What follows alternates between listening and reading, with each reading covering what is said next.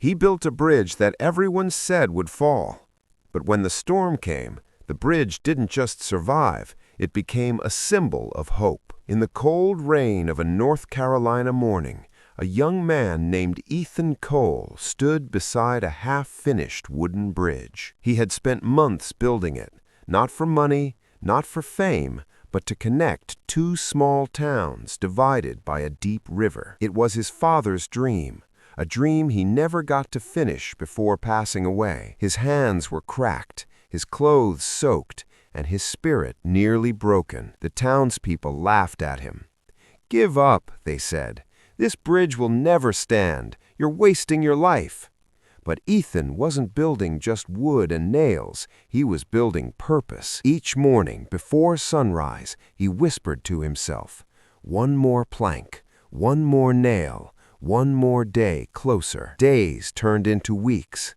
Then came the storm, the worst one in 10 years. Lightning struck, wind screamed, and half the bridge collapsed into the raging river below. Ethan stood at the edge, his dream shattered.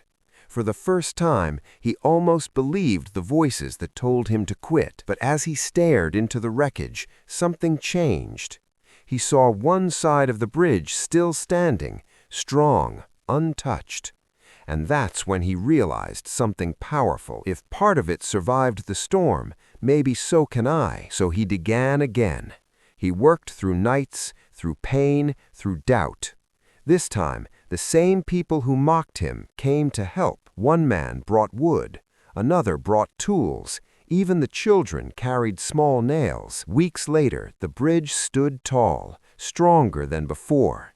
And when the first travelers crossed it, Ethan didn't smile because he finished it. He smiled because he never gave up. Years later, that bridge connected more than two towns. It connected hearts, hope, and generations of dreamers who learned one simple truth. From that day on, people began to call it the Bridge of Perseverance. Travelers would pause halfway across and touch the wood, as if feeling the strength that came from Ethan's struggle. Children grew up hearing his story. Teachers told it in classrooms. And every time someone in town felt like quitting, when crops failed, when businesses closed, when dreams seemed too far, someone would point to the bridge and say, "Remember Ethan. He didn't stop when it broke. He rebuilt it stronger." Years later, Ethan became an old man. He would often sit by the river, watching the sunlight dance on the water, hearing laughter from the people crossing above. Sometimes travelers would stop and thank him, not for the bridge, but for the courage his story gave them. Ethan would just smile and reply, "Don't thank me, thank the storm. Without it, I'd never know what I was capable of." And that's the truth for all of us. Your storm might come in the form of failure, heartbreak, or loss, but it's never there to destroy you. It's there to reveal the strength you didn't know you had. Because sometimes the bridge you're building isn't made of wood, it's made of faith, patience, and never giving up.